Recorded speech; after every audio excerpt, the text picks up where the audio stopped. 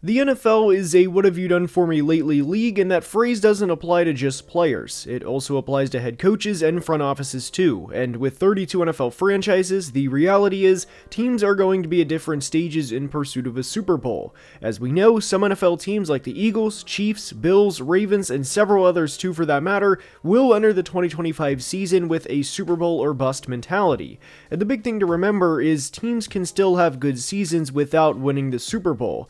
Some teams can enter the year with the media only expecting them to win 5 to 7 games, and they can overachieve in a big way. But others may be entering year 2 or year 3 with their current head coach and general manager, with not a lot to show in the first few years of the regime. And in today's video, we're going to discuss a couple of head coaches that could be let go by season's end. I would imagine a lot of us feel the same way about one or two of the coaches in particular, but a few others that are in today's video may surprise you. And there's a lot to break down, and without further ado, let's begin.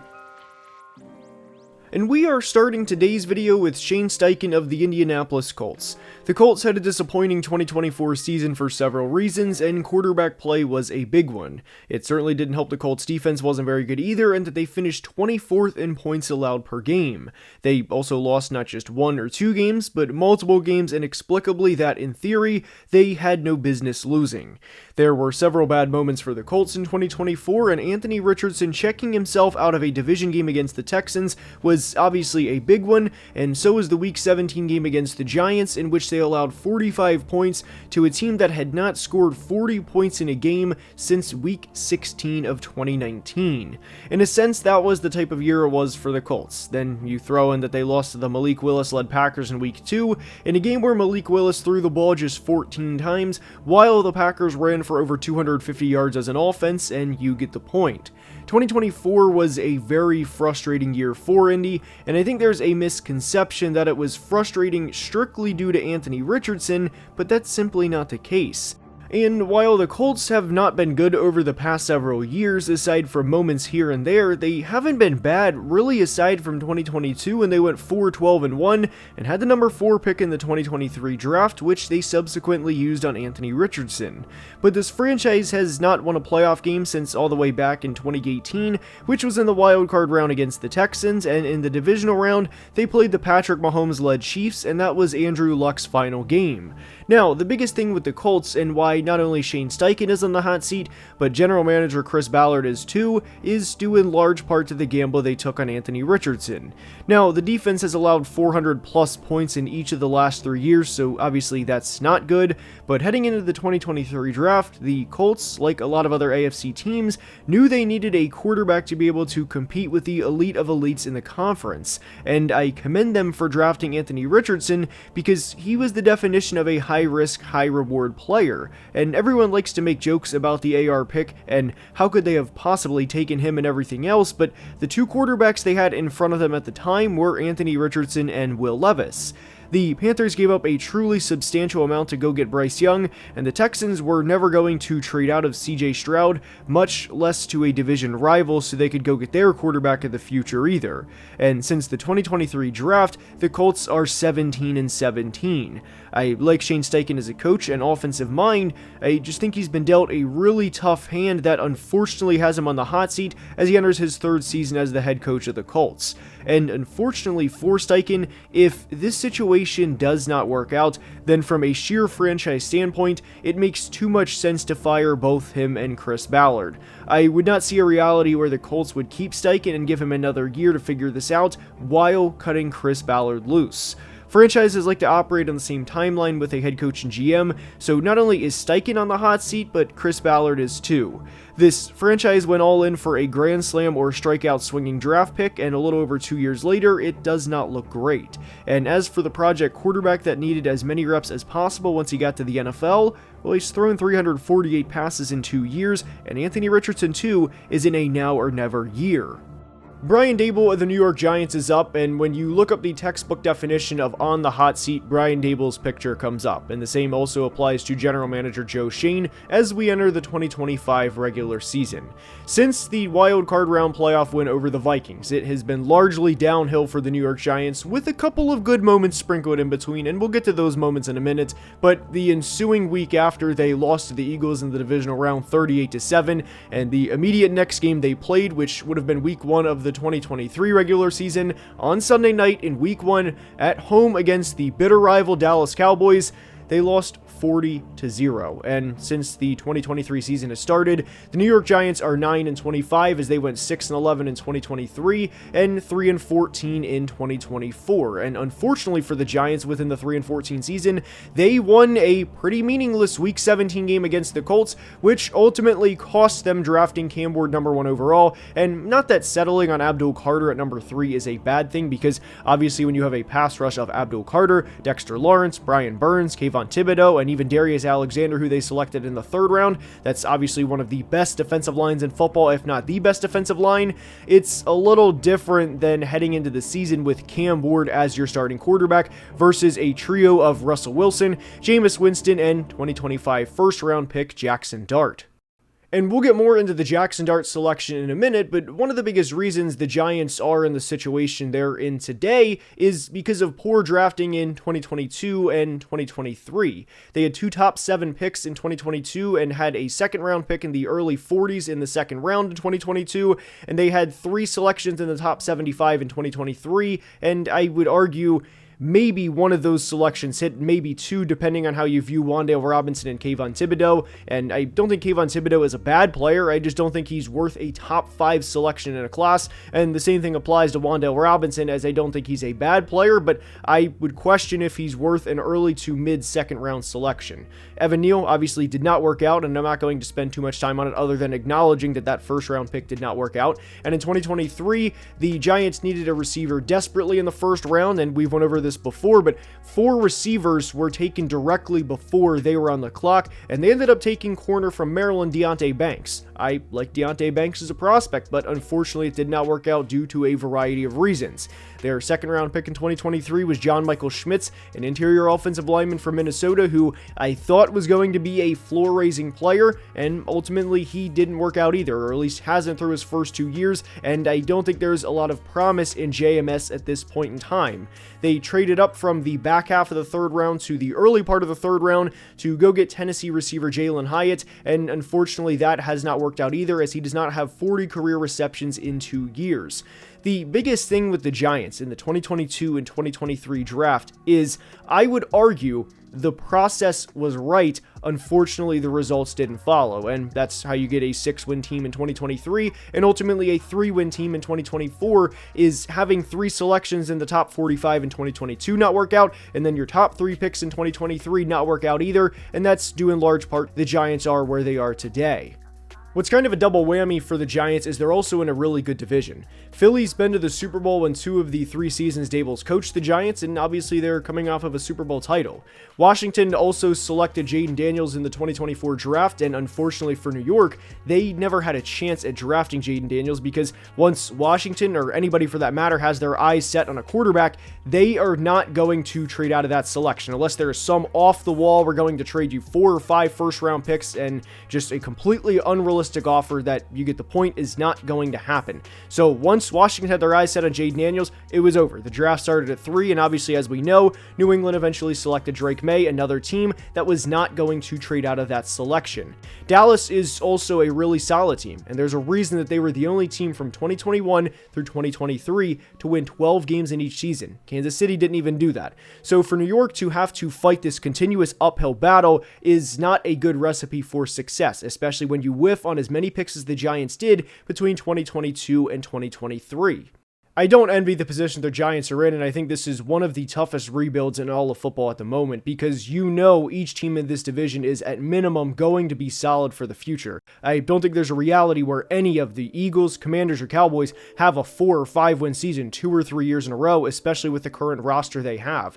Regarding the Jackson Dart selection, this is a pick that I understand why Brian Daboll and Joe Schoen opted to trade up for Jackson Dart, but this is going to be a tough sell for me to think that Jackson Jackson Dart is legitimately going to be the long-term solution for the Giants, because he is going to be the quarterback of a head coach and GM that are on their way out of the building with a roster that I don't think is going to win 11 or 12 games. He's going to be a former first-round quarterback with a new GM and new head coach that have zero ties to him. So when you factor all of this in, the Giants are in a really, really tough situation, and at the end of the day, I would be really surprised if both Brian Daboll and Joe Schoen are not gone at the end of the 2025 season.